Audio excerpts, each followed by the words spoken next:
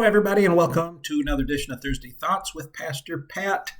I know I've been gone a couple weeks. 1 week I was sick, another week I was just busy getting caught up. I've missed doing this. I'm glad this is back. I hope you're glad as well, too. This is my weekly video blog on what I'm thinking on Thursday as we approach Sunday morning worship, what is supposed to be a weekly video blog when I'm able to get it done. So sorry about missing a couple of weeks. It's good to be back. This coming Sunday is March 30th. It is the fourth Sunday in Lent. And there's a lot of stuff going on this Sunday, as will be every Sunday through April. So let me just go over some of the things that reminders and announcements before Sunday morning. March 30th is the official day of our 1 Great Hour of Sharing. So we'll have an insert with some explanation on that. If you're not going to be in person worship, you can find some explanation of 1 Great Hour Showering on our conference's website as well. We will be joined by Kevin McLean and his bandmates, Matt and David, for enhancing our worship service. They came once last year and it was a big hit.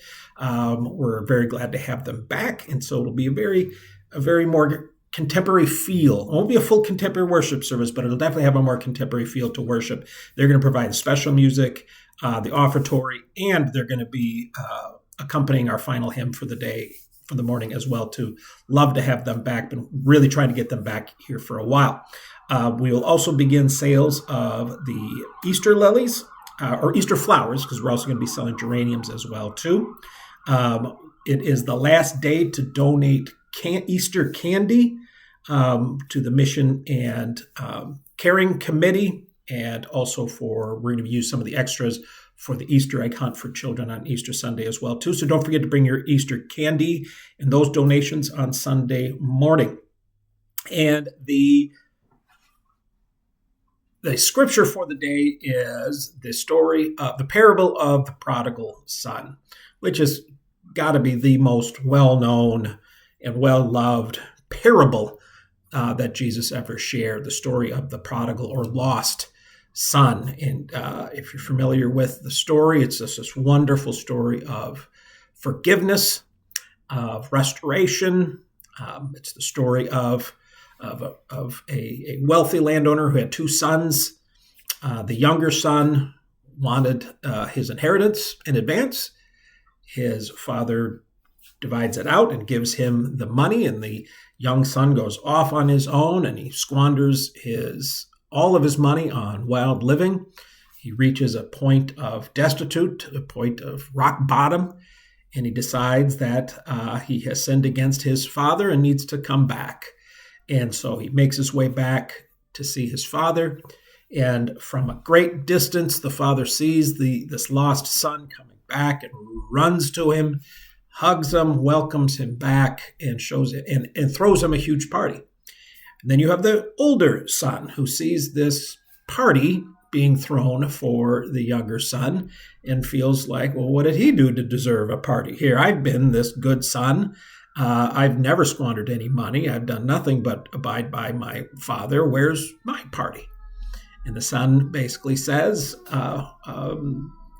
it's worthy of having a party because my son was lost and now he is found.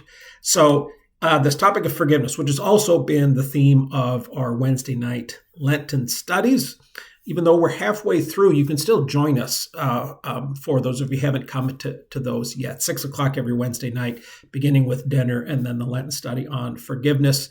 But I think a lot of people love this parable because they see themselves in one of the characters in this parable. For a lot of people, they really identify with the younger son.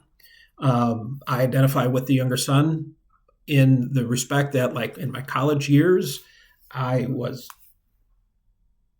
definitely away from God. I was definitely not even considering going to church.